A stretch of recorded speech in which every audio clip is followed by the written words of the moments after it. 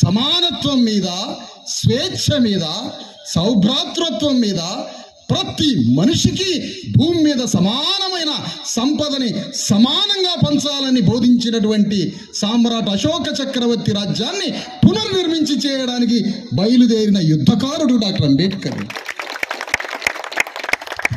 అంబేద్కర్ అంటే గురుకుల పాఠశాల కాదు, స్కాలర్షిప్లు కాదు. అంబేద్కర్ అంటే సామ్రాట్ అశోక చక్రవర్తి రాజ్యాన్ని పునర్జీవింపజేసి పునర్నిర్మించడానికి బయలుదేరిన యుద్ధవీరుడు డాక్టర్ అంబేద్కర్. ఎక్కడి అశోక చక్రవర్తి?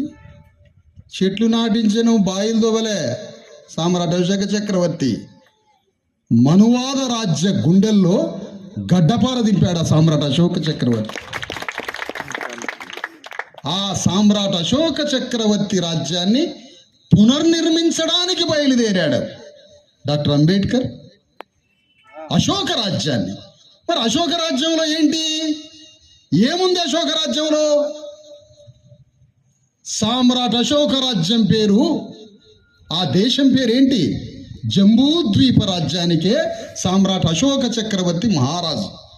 తన జంబూద్వీప సామ్రాట్ అశోక రాజ్యంలో ఎన్ని తలలున్నాయో అన్ని తలలకి భూమిని సమానంగా పంచమని చెప్పాడు డాక్టర్ అంబేద్కర్. అదే గణరాజ్యం అని చెప్పాడు అశోక రాజ్యం. అగో ఆ రిపబ్లిక్ అశోక గణరాజ్యాన్నే డాక్టర్ అంబేద్కర్ తీసుకొచ్చి భారత రాజ్యాంగంలో పెట్టింది. తెచ్చుకోండి రాజ్యాన్ని. మరి రాజ్యం ఎట్లా తెచ్చుకోవాలా? కత్తితోట, బరిసెతోట, గుతుపతోట? గుతుపందుకో అంటే పోలీసులు వచ్చి నిన్ను అరెస్ట్ చేస్తారు. పిస్టల్ పట్టుకుంటే నిన్ను పోలీసులు వచ్చి అరెస్ట్ చేస్తారు.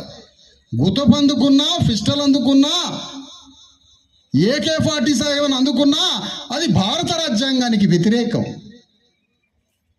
మరి అంబేద్కర్ భారత రాజ్యాంగ సిద్ధాంతం ఏంటి? ఓటనే గడ్డపార, ఓటనే గండ్రగొడ్డలి. ఆ ఓటనే గండ్రగొడ్డలితో యుద్ధం చేయమని చెప్తున్నాడు అంబేద్కర్. ఎంత మాట! అందుకనే అంబేద్కర్ అంటే